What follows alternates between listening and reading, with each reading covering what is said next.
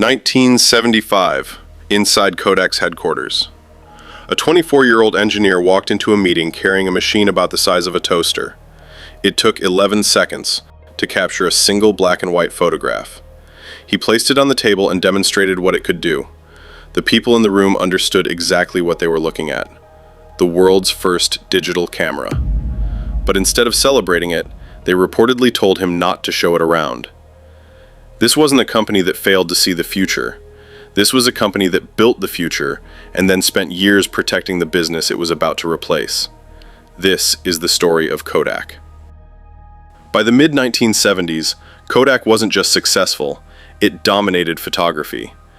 The company controlled roughly 90% of film sales and about 85% of camera sales in the United States. Every roll of film, every printed photograph, every family vacation captured on camera generated more profit.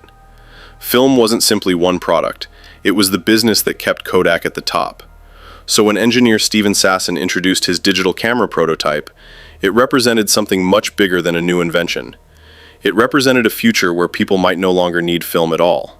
According to Sasson's later recollections, the executives were impressed by the engineering, but they struggled to see a market for it. The idea of viewing photographs on a television screen sounded unnecessary at the time. Digital photography seemed interesting, but not urgent, and Kodak already had a business worth protecting. For the company, film still looked like the safer bet. Over the years, Kodak continued researching digital photography behind the scenes. Its engineers developed new technology. The company secured valuable patents. Internal studies reportedly suggested that digital photography would eventually replace film. The future wasn't a mystery.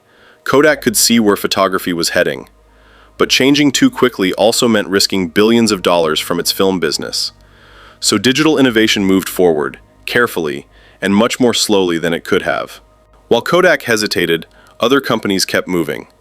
In 1981, Sony introduced one of the earliest electronic camera prototypes. Throughout the 1990s, digital cameras became more practical and more affordable.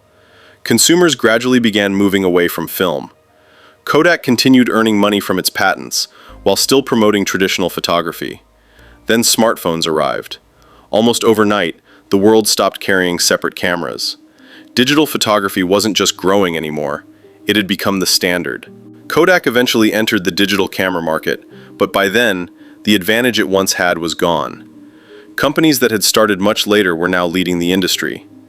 In January 2012, Kodak filed for Chapter 11 bankruptcy protection.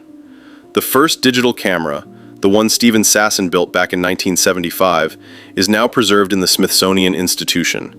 Today, it's remembered as the invention that changed photography forever. Ironically, the company that created it never became the company that defined the digital age. Instead, that future was built by others.